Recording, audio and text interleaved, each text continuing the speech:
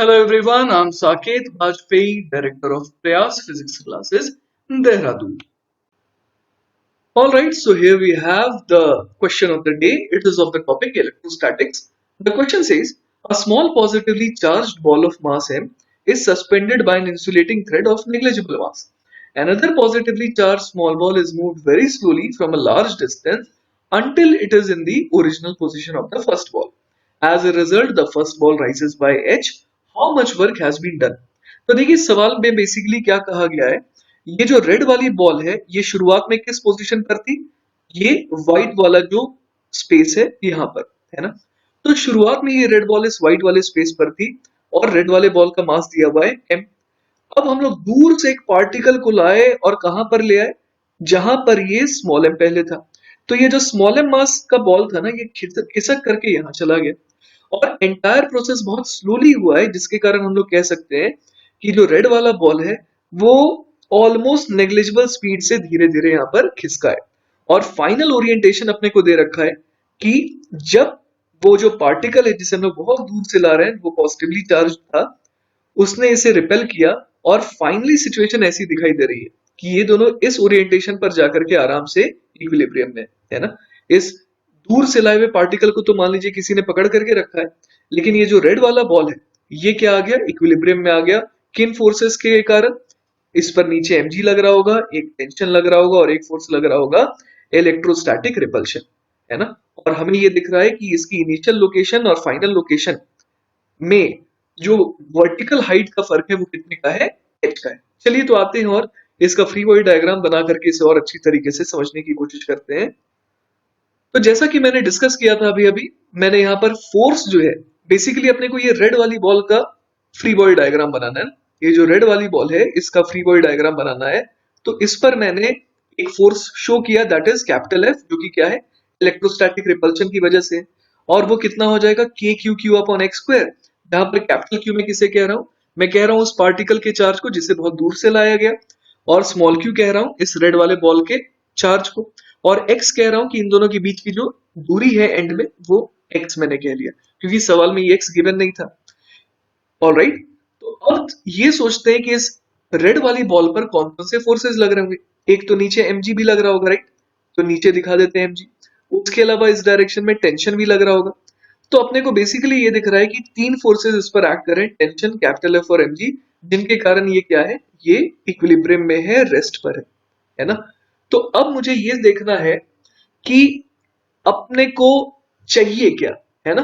अपने को चाहिए ये कि जो एक्सटर्नल एजेंट है उसने कितना वर्क डन करा, है ना। एक्सटर्नल एजेंट को वर्क डन क्यों करना पड़ा, क्योंकि उसको ये चार्ज को उठा करके लाना पड़ा ऐसी पोजीशन तक जहां पर ऑलरेडी कोई चार्ज ऑब्जेक्ट था जो इसे रिपेल कर रहा था। तो ऑब्वियस है कि वर्क डन तो हुआ है ना, उस एक्सटर्नल एजेंट के द्वारा वर्क डन हुआ है। और हम लोग ये भी जानते हैं ये वर्क एनर्जी थ्योरम से कि work done by external agent किसके बराबर आ जाता है, चेंज इन पोटेंशियल एनर्जी के बराबर आ जाता है। लेकिन कब आता है ऐसा, इफ डेल्टा के ई इज 0। तो हम यहां पर देख पा रहे हैं कि यहां पर काइनेटिक एनर्जी में तो कोई चेंज आया ही नहीं। तो किस में चेंज आया है, चेंज आया है सिर्फ सिस्टम की पोटेंशियल एनर्जी में। आप देख पा रहे होंगे कि ये जो रेड वाला पार्टिकल है ये थोड़ा ऊपर उड़ गया, करेक्ट। तो ऊपर उड़ गया, उसके कारण इसकी ग्रेविटेशनल पोटेंशियल एनर्जी चेंज हो गई। उसके अलावा अब दो चार्ज पार्टिकल एक दूसरे से इंटरेक्ट कर रहे हैं, तो इन दोनों की इलेक्ट्रोस्टैटिक इंटरैक्शन पोटेंशियल एनर्जी भी क्रिएट हो गई। ये सारा काम करने के लिए जिम्मेदार कौन है, जो एक्सटर्नल एजेंट है, जो इंसान या फिर जिस भी एजेंट ने इस पार्टिकल को कहां लाया, इस रेड वाली बॉल के इनिशियल लोकेशन तक। तो आप ये समझिए कि मेरा टारगेट क्या हो गया है, मेरा टारगेट हो गया है चेंज इन पोटेंशियल एनर्जी निकालना, है ना। तो उसके लिए मैं क्या ज्योमेट्री का यूज कर रहा हूं, मुझे ये पता है कि अगर मैं नाम दे दूं, इसका O दे दूं, इसका A दे दूं, इसका B दे दूं और इसका C दे दूं, तो मुझे ये दिख रहा है साफ कि OA इज इक्वल टू किसके बराबर हो जाएगा, OB के बराबर। क्योंकि ये तो रस्सी की लेंथ चेंज नहीं हुई ना, ये पार्टिकल तो सिर्फ क्या किया, ये पार्टिकल तो यहां से ऐसे यहां तक गया, तो रस्सी की लेंथ तो एक तरीके से चेंज हुई नहीं। तो OA has to be equal to OB। उसके अलावा मुझे ये भी समझ में आ रहा है कि ये बन गया आइसोसेलेस ट्राइंगल, ट्राइंगल OAB। तो अगर मैं यहाँ पर परपेंडिकुलर ड्रॉप करूंगा तो वो एग्जैक्टली बेस को क्या करेगा, डिवाइड कर देगा टू पार्ट्स में। क्लियर है ये बात? तो अब जो है हम लोग फर्दर अगर कैलकुलेशन करना चाहें तो देख सकते हैं कि यहां पर mg और f इन दोनों का जो भी रिजल्टेंट होगा वो एग्जैक्टली कैसा दिख रहा होगा, वो एग्जैक्टली इस तरीके का दिख रहा होगा जो इस टेंशन को क्या करे, टेंशन के फोर्स को काउंटर करे। तो चलिए मैं एक डायग्राम बनाने की कोशिश करता हूं ये शो करने के लिए कि आखिर F और mg का जो रिजल्टेंट है वो कैसा दिख रहा होगा। F और mg का जो रिजल्टेंट है वो कुछ ऐसा दिख रहा होगा और ठीक इसके ऑपोजिट डायरेक्शन में जो टेंशन है वो इसे काउंटर कर रहा है। क्लियर है? तो अब मुझे कुछ चीजें दिखाई दे रही है, जैसे कि मेरे को ये दिख रहा है कि अगर मैं इस एंगल को थीटा बोल दे रहा हूं तो ये वाला जो एंगल है ये भी थीटा हो गया। क्यों ऐसा? भाई mg और ये दोनों शुरू में वर्टिकल थे। क्लियर है यहां तक? और ये रस्सी जिस डायरेक्शन में टेंशन लगा रहा है उसी के ऑपोजिट डायरेक्शन में तो F और mg का रिजल्टेंट आना चाहिए। इसका मतलब कि क्या हो गया, mg और ये वाली लाइन के बीच में एंगल जो है वो थीटा होना चाहिए। इसके अलावा और हम लोग क्या देख सकते हैं यहाँ पर, हम लोग ये भी देख सकते हैं यहाँ पर कि ये जो F है ना, फोर्स वेक्टर है, और जो ये वाली लाइन है ये दोनों क्या होंगी, सेम डायरेक्शन में होंगी, क्योंकि ये पार्टिकल्स एक दूसरे पर जो फोर्स लगाएंगे वो किस डायरेक्शन में लगाएंगे, along the line joining the particles. मैं एक और काम करता हूं, मैं लेंथ ऑफ द स्ट्रिंग को ना चलिए स्मॉल एल मान लेता हूं। ठीक है, लेंथ ऑफ द स्ट्रिंग मेरे पास आ गई स्मॉल एल। तो अगर मैं थोड़ी सिमेट्री का यूज करूं तो मैं बड़े आराम से यहां पर लिख सकता हूं mg upon capital F has to be equal to small L upon x। आइए देखते हैं कि ये इक्वेशन मैंने कैसे लिखी। आप देखिए ट्रायंगल OAB को और ट्रायंगल BDE को। क्लियर है? मैंने यहां पर एक छोटा सा ट्रायंगल BDE भी आपको दिखा दिया। अब आप बड़े आराम से ये देख सकते हैं कि ये दोनों ट्रायंगल सिमिलर हैं। Triangle BDE is similar to triangle, कौन सा ट्रायंगल हो जाएगा, OAB। क्यों ऐसा? क्योंकि आप देखिए एंगल B और एंगल O ये दोनों सेम है। क्लियर है यहां तक? उसके अलावा आप देखिए कि ये जो लाइन है ना, ये वाली लाइन ये F वेक्टर के पैरेलल है, और हमें ये समझ में आ रहा है कि यहां पर ये जो एंगल आएगा ये इसी के तो बराबर आएगा। क्यों? क्योंकि ये भी वर्टिकल, ये भी वर्टिकल, ये F वेक्टर के पैरेलल, ये भी F वेक्टर के पैरेलल। तो इसका मतलब ये दोनों एंगल, एंगल A और एंगल D, एंगल A और एंगल D भी बराबर हो गए। तो ऑब्वियस है कि दो एंगल बराबर होते हैं, एंगल E और एंगल B को भी बराबर होना पड़ेगा, राइट? तो हम लोगों को ये समझ में आ रहा है कि ये दोनों ट्रायंगल कैसे हैं, सिमिलर है। फिर तो कोई बड़ी बात नहीं है, फिर तो सिमिलैरिटी लगा दिया मैंने।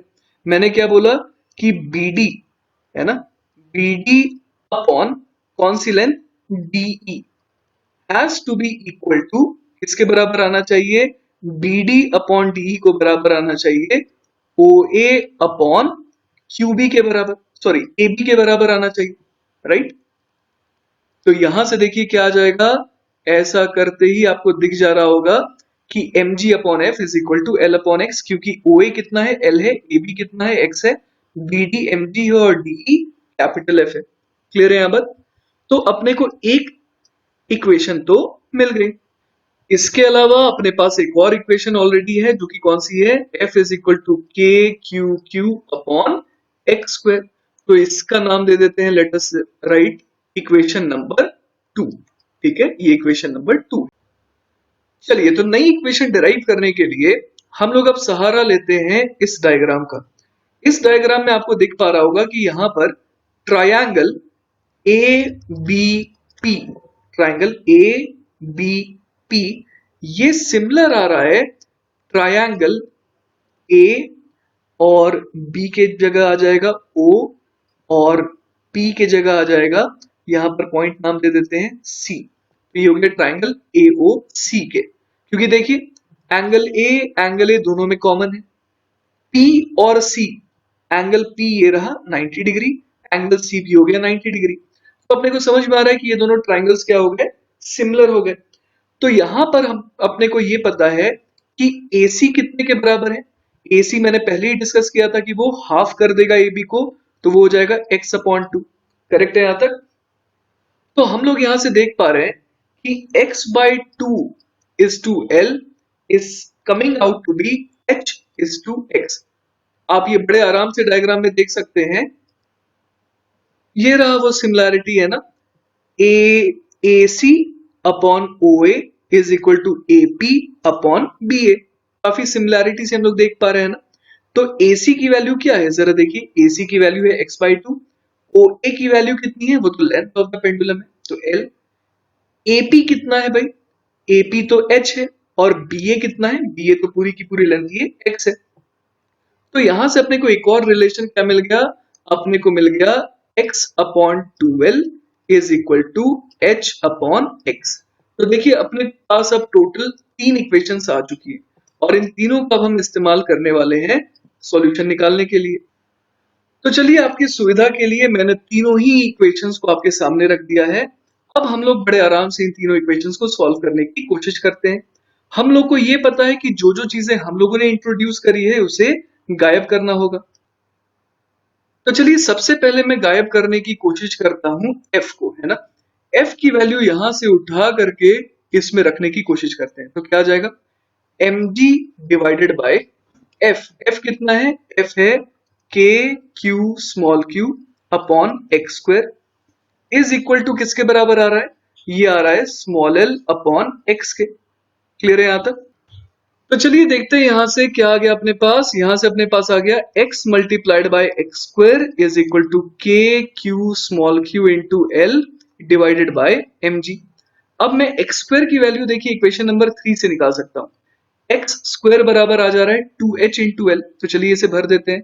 तो x बराबर आ जाएगा k q q l upon mg divided bye X square, और एक्स स्क्वायर की वैल्यू आप देख लीजिए कितनी है, 2h इंटू एल। तो मैं यहां लिख देता हूं 2h इंटू एल। तो L से L चला गया तो ये कितना आ गया, यहां से अपने पास आ गया x is equal to k q small q divided by 2mgh। Clear है यहां तक? तो देखिए ये बहुत बड़ी चीज अपने को मिल गई, क्योंकि इसकी रिक्वायरमेंट अपने को थी। हम लोग यहां से क्या निकाल सकते हैं, हम लोग यहां से निकाल सकते हैं इंटरैक्शन पोटेंशियल एनर्जी। कैसे, आइए देखते हैं। इंटरैक्शन पोटेंशियल एनर्जी क्या होता है, k q1 q2 upon r, ये फॉर्मूला आपने पढ़ा होगा। तो उसी को अगर यहां यूज करें तो हम लोग क्या लिख सकते हैं, k q स्मॉल q। यहां तक तो सही है, और उन दोनों के बीच का सेपरेशन हम लोगों ने माना था x, तो x के बजाय क्या लिख दें, k capital Q small q upon 2mgh।